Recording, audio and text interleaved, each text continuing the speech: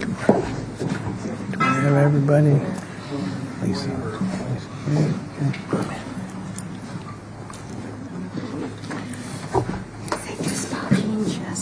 Jeanne's still coming. Oh, Jeanne's still coming in. My apologies.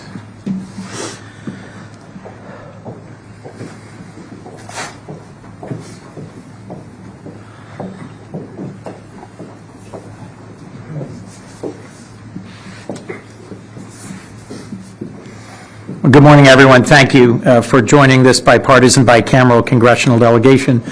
We appreciate the opportunity to give you a quick update on our trip so far.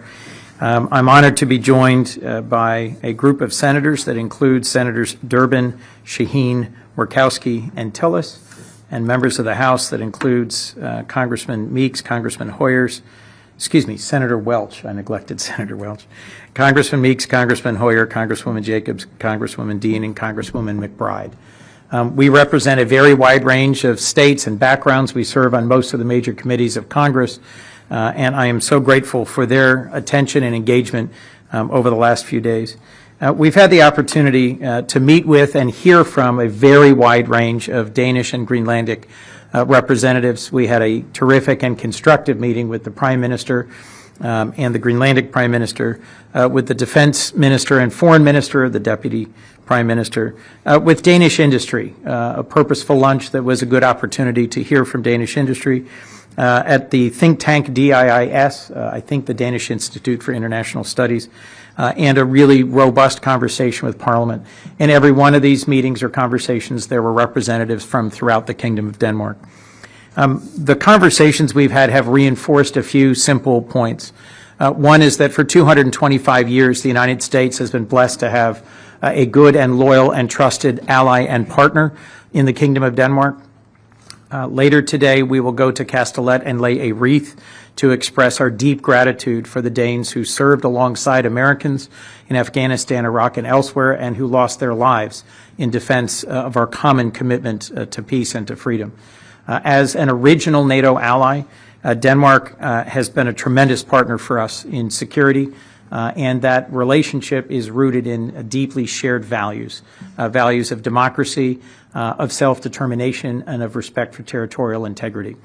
The conversation with Danish industry reinforced that Danish businesses invest heavily in the United States. They're the 16th largest source of foreign direct investment. There's roughly 200,000 Americans who enjoy great jobs because of Danish exports and investment in the United States. In listening to conversations we've had with the both think tank and that Senator Shaheen had with students at a university here, we got a broader range of the views of the people of Denmark.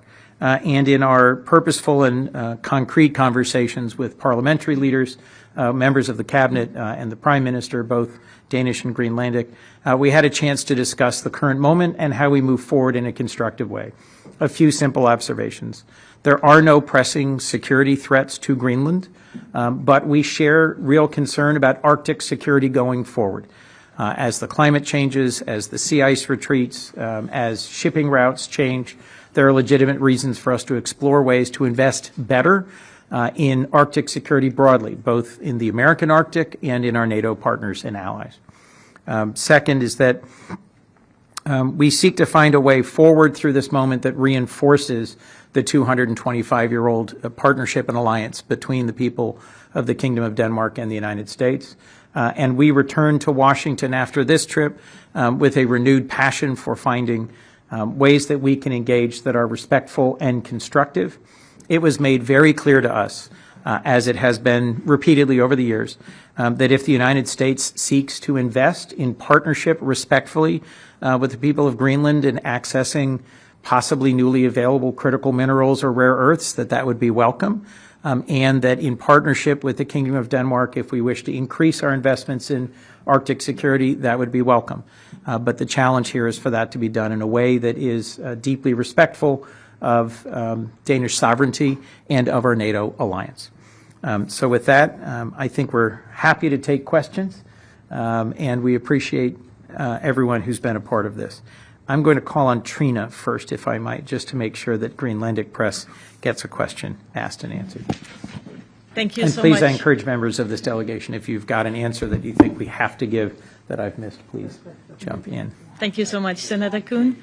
I would like to ask what can Greenland and the Greenlanders do to help this process moving forward?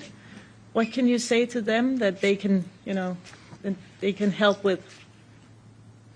First, I just hope that you will reinforce that this is a respectful and constructive delegation that came more to listen than to talk. And speaking for myself, and I suspect it's true across all of us except Senator Murkowski, I learned a great deal about Greenland that I did not previously know. More than anything, that it is a remote and difficult place to live, and that the population of Greenland has managed to carve out of an exceptionally difficult environment, a culture and an approach to living that is worthy of deep respect, and that our assets there are relatively limited, and that our partnership with the Greenlandic peoples is critical to our having a better informed understanding of what the real circumstances are in Greenland and what the possibilities are for respectful partnership. If I may Please. just add to that, there have been, I think, significant efforts between not only the native people in Alaska, but many Alaska business interests that have formed partnerships and relationships with the people of Greenland, focused on areas of common interest. We understand what it means when small communities are visited by a large cruise ship where the population of the tourists on the cruise ship is 3 times more than the population of your community, and how you still maintain the identity of a community when you have those visitors come in. So we've been sharing some best practices. Our fishermen have been talking to Greenlandic fishermen about how we deal with changes in ocean and the environment. We've been talking about different governance structures. I would encourage the Greenlandic people, keep those avenues of dialogue and partnership open. Oftentimes, when our capitals are in conflict, when the words are perhaps hard to translate at that level, it is at the sub-regional level that we are able to have that level of civility, of optimism, and forward movement that is positive. So I would offer that to the people of Greenland. The second thing that I would suggest is, just as Senator Coons has shared, there is so much that this delegation has learned about not only Greenland, the island, the territory, but about the Greenlandic people. And yesterday when we met with the parliamentarians, one of the things that was so moving was when a young parliamentarian shared the concept of ownership as an indigenous person of Greenland understands it. It is not the same concept that most people in Western society may relate to. So understanding the culture, the people, and only the Greenlandic people can do that. Only they can really share their stories, their lifestyle, and what it means to be part of a very harsh environment in challenging conditions, but that's who you are. And so to suggest that you might want to go move to an easier place doesn't make sense. So share those stories with not only the United States, but share them with the world, because the eyes of the world are on Greenland and Greenlanders. Let's not forget the people. Thank you, Lisa. My first trip to the Arctic was with Senator Murkowski, and you can see why. And there was a very earnest request from the Greenlandic parliamentarians for dialogue and for continued dialogue, which I very much hope Senator Murkowski and others among us will continue to facilitate. Elizabeth, did you have a question? Yeah, Elizabeth Miller from the New York Times. As you know, Donald Trump has said that he wants to own or take over Greenland because, quote, that's what I feel is psychologically needed for success. I mean, right now, you're a part of a delegation that is engaging in traditional diplomacy, reassuring an ally. You are doing what has traditionally been done for years and years in a crisis like this. But given that Donald Trump seems to have a psychological need for Greenland, which he says, how can you counter that with traditional methods, especially when so far publicly there have been minimal Republicans opposing this? Well, Elizabeth, thank you for the question. I can't speak to President Trump's psychological needs. That's really not my goal here. Your question, though, is repeating something he has said. I'll say this. One of the things that's been made clear to us is that the people of Denmark are very anxious, are quite concerned, and the people of Greenland even more so, and that this current tone and tempo of statements about acquisition is not constructive.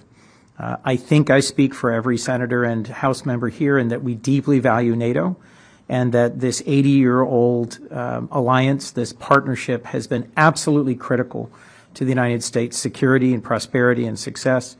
I was at the NATO summit, as was Senator Shaheen, Senator Tillis, and others. This was a remarkably successful NATO summit last year at The Hague. NATO has dramatically stepped forward.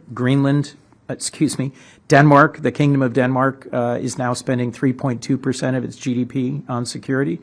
NATO, in some ways, should be celebrated and embraced as being stronger than ever. Greenland is a part of Denmark. Denmark is our NATO ally. That should be the end of this discussion, in my view, because I think to do or say anything that puts at risk our trustworthiness as an ally is fundamentally strategically dangerous for the United States.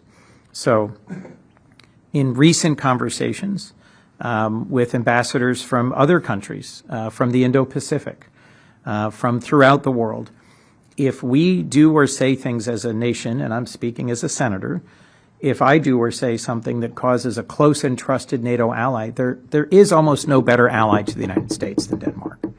If we do things that cause Danes to question whether we can be counted on as a NATO ally, why would any other country seek to be our ally or believe in our representations? In terms of my psychological needs, knowing that the United States is a respected and trusted ally and partner around the world is a core part of what, speaking for myself, I'm trying to accomplish. And, you know, I'll let others in the delegation disagree if you do, but I think a lot of our security as a nation has rested on our being trustworthy. We're the Article I branch. We are having active conversations amongst ourselves about what is the wisest course of action. If nothing else, I think de-escalating the level, tone, and frequency of rhetoric around this and injecting some reality about what are the actual circumstances of the security threats. There are no current security threats to Greenland. How can we best navigate Arctic security together with NATO? And how can we best navigate access to newly emergent resources around the world together? Those are conversations that we intend to continue when we get back to Washington. So, but I will speak as the sole Republican that's standing here at this moment, because you have suggested that this is a partisan issue. Support for our friends and allies, whether they be the Kingdom of Denmark or others, should not be a partisan issue. And I think it's going to be important for us as members, not as Democrats or as Republicans, but for us as members of Congress who have been here at this moment in time, to return to Washington to speak to all of our colleagues and those in the administration about what we have heard, what we have shared, so that there is, again, greater understanding. We cannot allow this to become a partisan matter. We just simply cannot. And I think the way that we keep it from being partisan is by full education, dismissing some of the assumptions that some may have, and then acting together. So you're not seeing a lot of Republicans here today. And I'm not going to give you the details of other members' schedules, but Senator Coons, quite honestly, you put this trip together pretty quickly. Very quickly. This is a period where the House members all have to go back to work this next week. And so we doubled the size of the Codel literally overnight. And I don't think that the absence of Republicans is because they don't care about this issue or they have already decided what side of the fence that they may be. So I would not take that as an indicator of support or lack of support. But we do have our work to do when it comes to education. Thank you. Steny, you wanted to make a brief comment? I want to remind everybody, Senator McConnell, who is not here, put out a very strong statement. Speaker Johnson and Leader Thune have both implied that this is not an issue they believe is going forward in terms of the President's observation. I think that's important. They're not here, Right. but they are the leaders, the former leader of the Republican Party and the two present leaders have made that clear. And Congressman Hoyer is the co-chair of the Danish caucus in the House, and his co-chair very seriously explored coming with us, as did several others. As Senator Murkowski put it, this was put together on very short order. So, How much support do you have among Republicans in the House and Senate? this is not a nose-counting exercise. This Okay. is a trip to come back with ground truth based on a respectful and constructive visit with Danish leaders. Please, if we could, Andrew. Senator, first off, thank you for being here. Thank you for doing the press conference. Senator Murkowski was just talking a lot about sharing the experiences of Greenlanders, an issue she's worked on a lot in the past, and you all have learned a lot more about on this trip here. As you know, President Trump has talked to top Democrats over the last week. For example, he reached out to Senator Warren. He reached out to Senator Schumer, who met with him at the White House. Seems like President Trump is more interested or in the mood, at least, to talk with Democrats these days. Do you see an opening potentially when you go back to Washington to maybe reach out to the White House, maybe reach out to the president and share these experiences with him, given everything you learned and just the importance of what you're talking about in maintaining the structure of the NATO alliance? I'd certainly welcome the opportunity to talk. We haven't spoken since the inauguration. Secretary Rubio is someone who I served with for 15 years, as did a number of my colleagues. And I think we might also reach out to Secretary Rubio, since those of us who were on the Foreign Relations Committee, that's more directly our point of contact. But frankly, constructive conversation with the Trump administration, in my view, is welcome, because there's a lot of facts on the ground here that are worth exploring and better understanding. Please. And if you'd tell me your name and your outlet, please. Miriam Sessler from the national Danish outlet TV2. Thank you, TV2. I'm going to stay on the subject a little bit with my what my American colleagues also said. One thing is that you have a renewed passion and that you're going to go back with new knowledge and you're going to share it. But is there going to be a bipartisan resolution in Congress? What is going to be concrete out of this trip? Because I think a lot of people in the Kingdom of Denmark, all over, are very interested in knowing what is going to be the output of this trip. And in the same matter, can Senator Murkowski, can you confirm that Danish officials told lawmakers this week they worried an overly partisan vote could undercut or jeopardize their position? I worry that going to a specific legislative vehicle right now today is premature, and that frankly, to the point just made by Andrew, having conversations between our two branches, between those who are here and at many other briefings, the Danish foreign minister was we met with him in the Capitol 48 hours ago, I think. There's been a great deal of very positive diplomacy between Danish representatives and Americans over the last couple of days. Figuring out exactly what the right vehicle is I think we should focus more on what is successful at de-escalating rhetoric and restoring a sense of trust between allies, rather than saying, I've got a resolution, oh, I've got a bill, no, I'm interested in moving this piece of legislation. What matters here in this moment is the outcome, and I don't think there's any disagreement about a desired outcome of a restored sense of trust and mutual respect between allies, but I'll let Senator Murkowski speak to your question. Elaborate on that? Of course. It doesn't seem like that's the same opinion or the same outcome that the president and his press secretary, for example, have from the meetings that has been between Danes. In my view, the most positive path forward would be a month from now. If I were to come back with a delegation, there'd be almost no one here, because it had stopped being a matter of alarm and understandable concern. So whatever accomplishes that objective, in my view, is the path we ought to take. Senator? We recognize that there have been multiple approaches to what resolutions could be adopted, what legislation could be worked on. Senator Shaheen has drafted a bill that I'm a co-sponsor on that reinforces again the role of NATO and the fact that Congress has a role here. I have teamed up with Senator Gallego with regards to a joint resolution, a sense of the Senate in terms of the shared partnership. We did a resolution, Peter, that was you and I earlier last year, just reinforcing, again, the U.S.-Danish relationship. I think those are constructive, good signals of, hey, we like you, we respect the relationship, and we want to build on that. We want to underscore that. Now, taking something to a vote is different than introducing something, right? Taking something to a vote is different than perhaps a hearing before the Foreign Relations Committee where we get more information out on the table more publicly. Those types of things, again, that advance a positive, constructive dialogue, I think are good.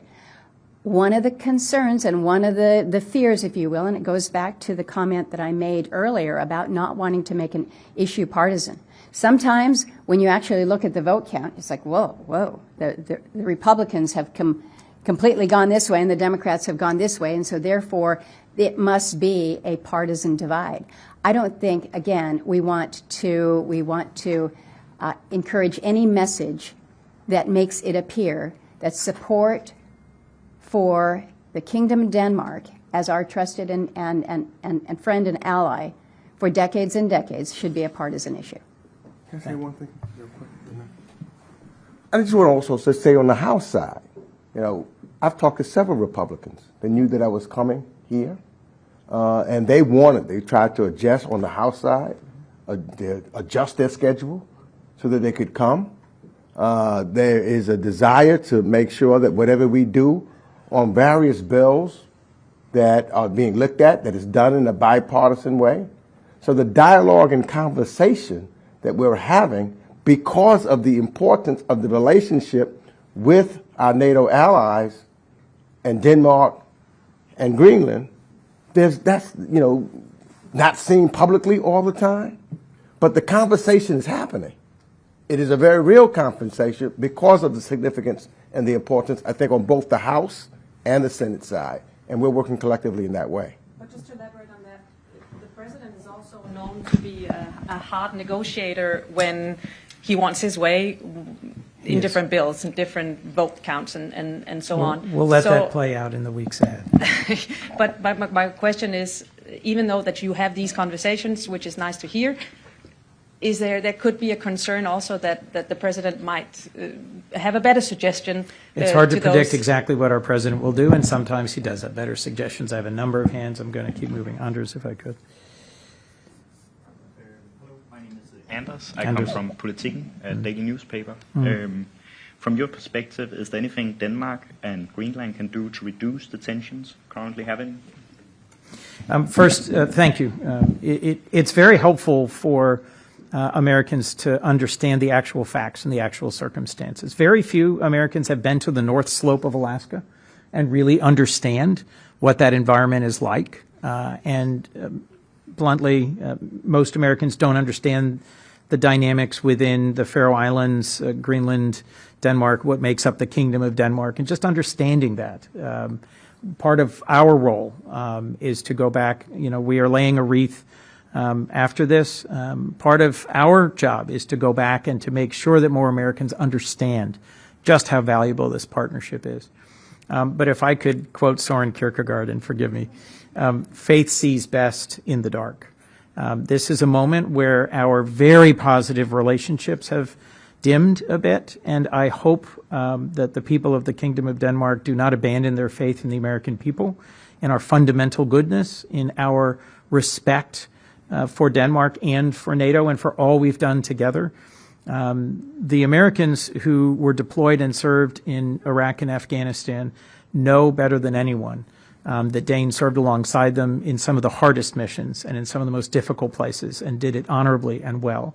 And so you've already done the hard work. We simply need to remind our nation of that so that our ongoing conversations domestically within the United States, in members of Congress, and between the branches of our government are better informed by the facts. Thank you. Please. Yesterday, President Trump suggested that tariffs would be the solution to the United States taking possession of Greenland. Is that realistic? And if he were to take steps in that direction, do you think the Congress would find a way to stand in the way of using tariffs as a cudgel in these negotiations? Well, one of the lovely things, as you well know, is that our government has 3 branches, and I suspect the Supreme Court will be speaking to that point soon. Look, I think that the Constitution gives to Congress more of the power that is currently being exercised in tariffs, and in a way that is perhaps novel in modern history. And I think since this is an issue directly before the court, we'll see what the Supreme Court has to say as to whether the use of tariffs as a tool against close and trusted allies to try and achieve a strategic objective is really the wisest and most available. Sir. Senator Coons, Ian Sherwood from MS Now. Could I just ask, how much do you think the actions by Denmark and other European allies to move resources to Greenland will address the concerns of the President that is expressed?